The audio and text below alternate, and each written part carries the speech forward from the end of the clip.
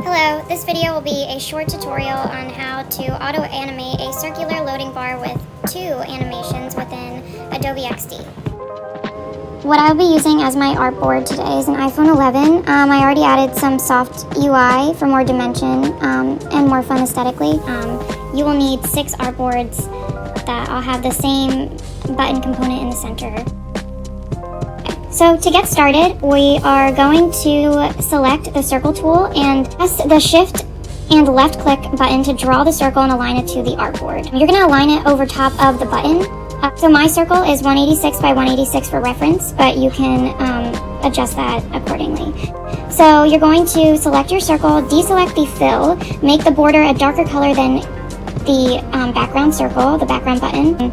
And then change the size of the border stroke to 20, change the dash size to 60, and the gap size to 1000. Next, you're going to want to turn the corners round and make this segment a component by selecting the segment, right-clicking, and pressing Make Component. So you'll know that it's a component when there turns a green box around it and it has a star in the corner. So next, you're going to want to name your component. I name mine Bar New, but feel free to choose another name. So then you're going to select the segment, in my case Bar New, and make sure it's selected in your second artboard under your Layers panel.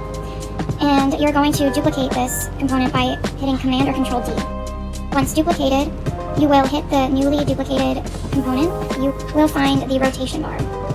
After, you will select the rotation number, which should be set to 0. And you can hit Shift on your keyboard and the up arrow. And you will hit that until you reach 30, in this case, for this specific project. If you go over 30, it might end up turning into what looks like a string of sausages. That is not what we want. So just be aware of that while you're rotating. So once you hit 30, you're going to, before you get to that break with the segments, you're going to stop and you're going to duplicate again. And then you're going to add another 30 degrees in rotation to the same component in Artboard 2. And you're going to keep doing that until you reach a full circle. And then once you reach the full circle, you will grab all those layers that you just created and you will copy. Make sure you just have the bar, the loading bar selected, nothing else, none of the background circles or anything like that. And you will copy this and you will paste it onto the button in your 6th artboard. After, you're going to go back to the second artboard. You're going to select all of those layers again, avoiding the background circle, just the loading bar layers. And you're going to go back to the rotation bar to set it to 0, which should set it back to the original phase that we were at. Okay.